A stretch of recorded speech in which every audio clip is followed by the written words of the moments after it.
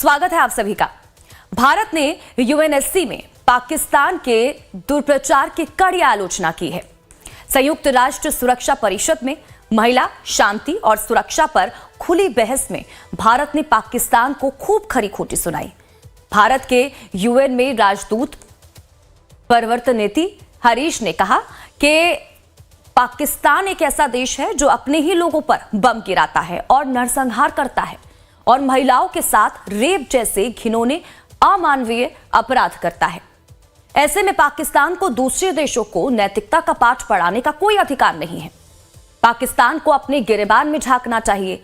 भारतीय राजदूत ने यूएन में पाकिस्तान के 1971 के सर्च लाइट ऑपरेशन का हवाला देते हुए उसे कटघरे में खड़ा किया। संयुक्त राष्ट्र सुरक्षा परिषद में पाकिस्तान को करारा जवाब देते हुए भारत ने पाकिस्तान पर जोरदार हमला बोला। यूएन में भारत के राजदूत परवर्तनेती हरीश ने साफ कहा कि पाकिस्तान अपने ही लोगों पर बमबारी और सुनियोजित नरसंहार करने वाला देश है। उन्होंने संयुक्त राष्ट्र सुरक्षा परिषद में महिला, शांति और सुरक्षा पर खुली बहस में पाकिस्तान ने 1971 में ऑपरेशन सर्चलाइट पर सवाल खड़े किए। भारतीय राजदूत परवर्तनेती हरीश ने कहा कि पाकिस्तान अपने लोगों का दमन करता है। इतना ही नहीं, महिलाओं का पाकिस्तान में कोई सम्मान नहीं है। पाकिस्तानी सेना ने 4 लाख महिला नागरिकों के नरसंहार और सामूहिक बलात्कार के एक सुनियोजित अभियान को मंजूरी दी थी। भारतीय दूत ने कहा कि यह शर्मनाक और दुर्भाग्य की बात है कि पाकिस्तान मानवाधिकार के मामले में भ्रामक प्रचार करता है। जो देश अपने ही लोगों पर बमबारी करता है, सुनियोजित नरसंहार करता है, जहां सेना महिलाओं के साथ वहशीपन करता है। इतना ही नहीं, पाकिस्तान की खैबर पख्तूनख्वा की तिराहा घाटी में पाकिस्तानी सेना ने पिछले महीने बिना कोई चेतावनी के बम गिराए। इस हमले की चपेट में आकर 30 लोगों की जान चली गई थी।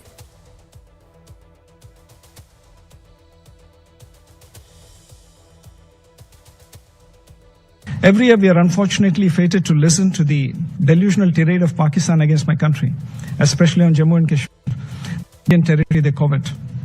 Our pioneering record on women, peace and security agenda is unblemished and unscathed. A country that bombs its own people, conducts systematic genocide, can only attempt to distract the world with misdirection and hyperbole. This is a country that conducted Operation Searchlight in 1971 and sanctioned a systematic campaign of genocidal mass rape of 400,000 women citizens by its own army. The world sees through Pakistan's propaganda.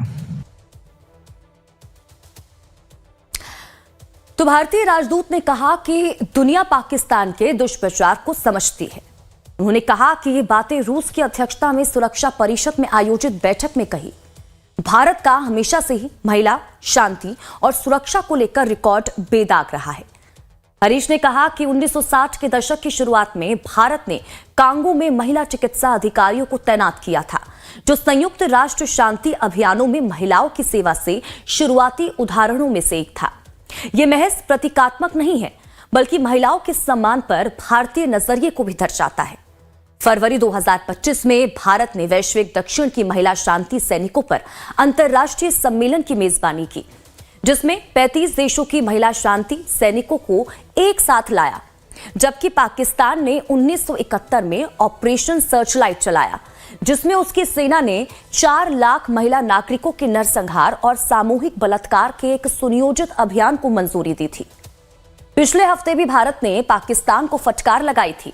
Geneva में मानवाधिकार परिषद की बैठक में भारतीय अधिकारी ने S Mohammad Hussain ने यह कहा था कि पाकिस्तान दुनिया के सबसे खराब मानवाधिकार रिकॉर्ड वाले देशों में से एक है। दरअसल पाकिस्तान अपने यहां धार्मिक और जातीय अल्पसंख्यकों पर अत्याचार करता है, लिहाजा पाकिस्तान का असली चेहरा अब दुनिया के सामने है। अब आपको ऑपरेशन सर्चलाइट के बारे में बताते हैं, जो पाकिस्तान के अमानवीय तस्वीर को बयां करता है। तो ऑपरेशन सर्चलाइट के बारे में जानिए।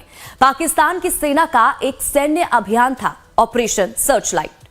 25 मार्च 1971 की रात को यह ऑपरेशन शुरू किया गया था।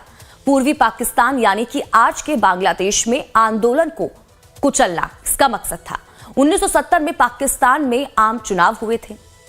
शेख मुजीबुर रहमान की पार्टी अवामी लीग को भारी जीत मिली थी। जीत से पूर्वी पाकिस्तान की जनता को आजादी की उम्मीद थी। पाकिस्तानी सेना ने ढाका में उस दौरान हमला किया। हमले में हिंसा, बलात्कार और मानवाधिकार का हनन किया गया। लाखों लोग मारे गए और करीब 1 करोड़ लोग शरणार्थी। पाकिस्तान के हस्तक्षेप के बाद पाकिस्तान ने हार मान ली। 16 दिसंबर 1971 को बांग्लादेश नया देश बना। Look ahead, India remains unwavering in its commitment to the women, peace and security agenda. We stand ready to share our expertise with partners, particularly those in the global south. Thank you, President. तो देखिए, UNSC में 2 दिवसीय सम्मेलन में शांति स्थापना अभियानों में महिलाओं के सामने आने वाली चुनौतियों पर चर्चा हुई, जिसमें पाकिस्तान की झूठ को बेनकाब करने के साथ अपना पक्ष रखा, जिसकी दुनिया के देशों ने सराहना की।